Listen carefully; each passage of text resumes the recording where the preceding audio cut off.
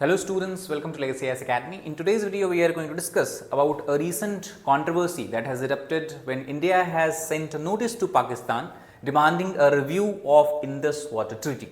So, why there is a need of review and what is the history of overall Indus Water Treaty? Let us try to understand this in more detail.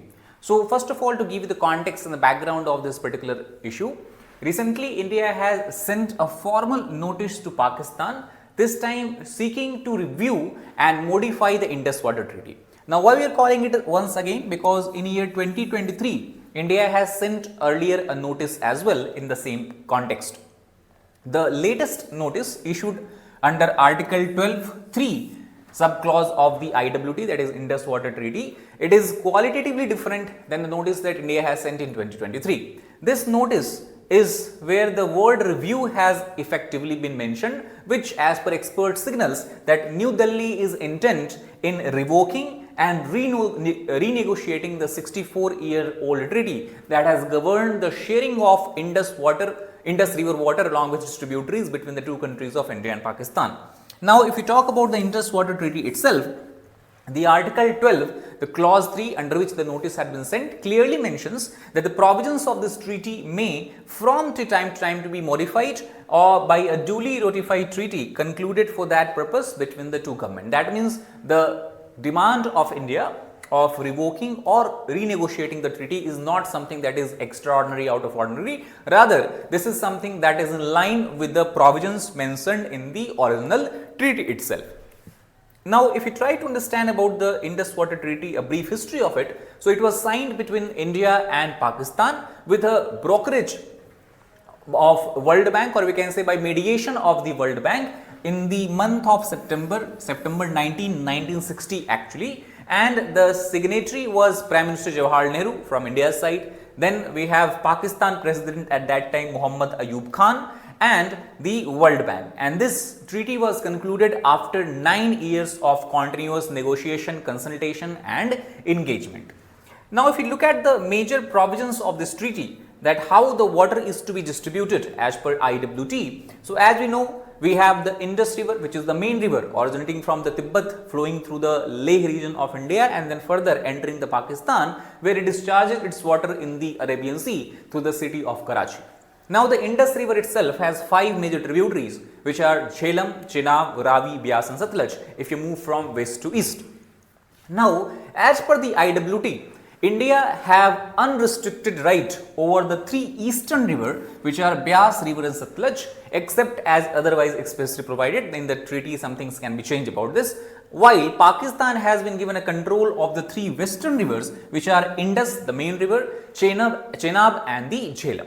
Now, according to the Article 3 Clause 1 of the IWT, India is under obligation to let flow waters of the western rivers to Pakistan. In other way, India cannot make any dam or any such projects which can restrict the flow of water to Pakistan from the Indus, Chenab and Jhelum river. At the same time, in effect, the treaty gave India about 30% of water that is carried out by the Indus River system, while Pakistan got 70% of the water. The reason is very clear, because the Indus River, which is the main river, and Chenab, which is the largest tributary of the Indus, both are being, the right over both of these rivers has been granted to Pakistan, that is a lower riparian state in this case. Now, we talk about the need of renegotiation that arises because of the several factors. So, let us try to discuss one by one. First of all, as per expert, there is a fundamental and unforeseen changes in circumstances that has happened, and it is these changes that require a reassessment of obligations made under the treaty. These changes can be summed up as a change in population demographics. Obviously, when the treaty was concluded, the population density of the region through which the rivers of India, Indus River system of India passes through was much more lesser, and now that has changed.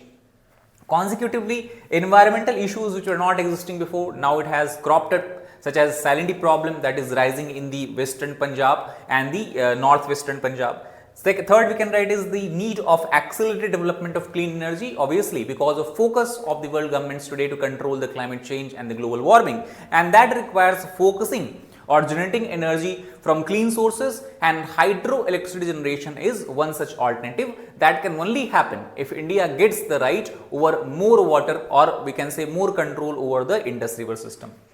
And last, the impact of persistent cross-border terrorism, which Pakistan has continuously inflicted, the pain we can say that it had continuously inflicted upon India, also demands that looking at the real politic and the being rational in this case, try to negotiate the treaty and have a better terms and have a more control over the Indus River system.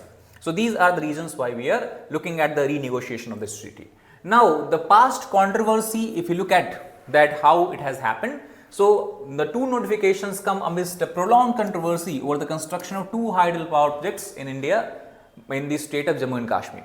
Pakistan has actually raised objection about both of these hydropower projects. The first is the Kishan Ganga River project, that is over the Kishan Ganga River. Now, if you look at the Kishan Ganga River, it is a tributary of Jhelum River actually, and the project is commissioned in the Bandipora region of the Jammu and Kashmir. The second project is what we call as Ratle Hydroelectric Project, which has been commissioned on the Chenab River, which is the largest tributary of Indus. And both of these projects, however, are run of the river project.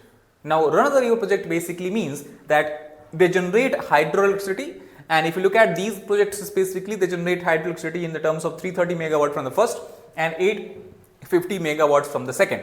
However, generation of such hydroelectricity by using the force or the flow of water does not necessarily restrict the natural flow of the river, and that is why Pakistan should not have any objection, because India is not obstructing the course of the river.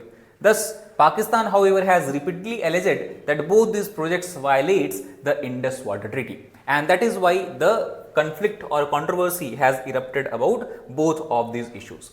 Now, what was behind the notice that was sent in January 2023? So, it was related to the same controversy. Now, before understanding this in more detail, we have to understand that if a controversy erupts regarding the sharing of Indus River water system water, there is a three-stage process for resolution of dispute. In the first stage, there is a permanent Indus Commission that has been installed or that should be set up as per the treaty.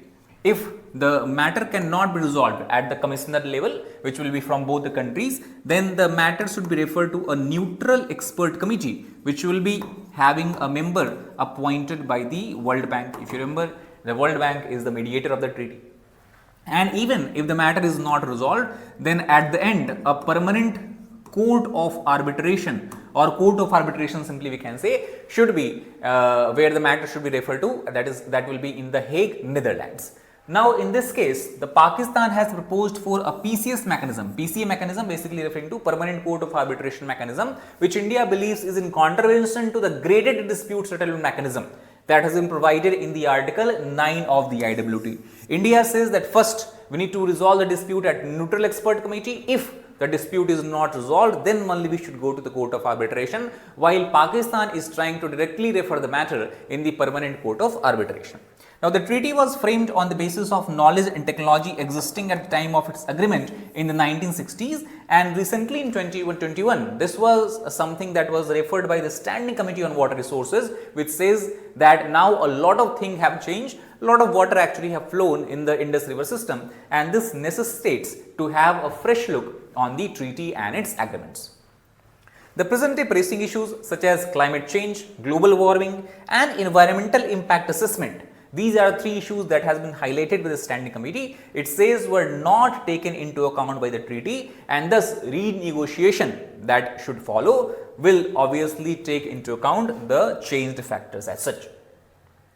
Now, if you look at the dispute regarding PCA, the PCA has ruled that it has competence to consider matters concerning the Kishan Ganga and Ratle hydroelectric project, because if you remember, I told you the Pakistan has referred the matter directly to the Permanent Court of Arbitration by passing the other two graded mechanism process.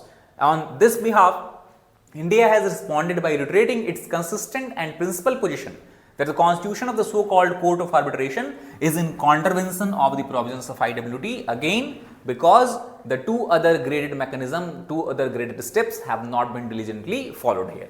Now, referring to the matter of Kishan Ganga and Ratle dispute, from India's side, it was senior advocate Harish Salve. He was the one who has represented India as its lead counsel, and in the meeting that was convened by the neutral expert before and attended by representatives of both India and Pakistan as well.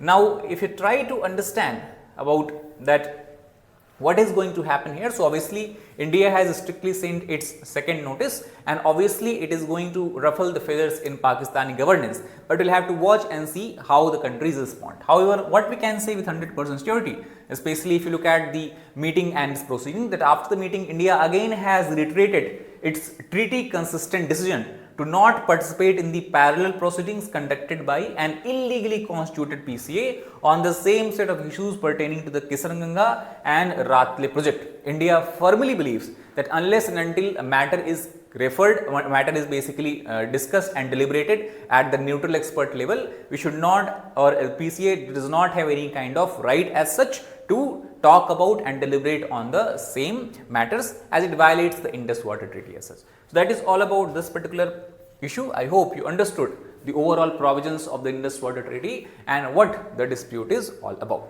Thank you very much.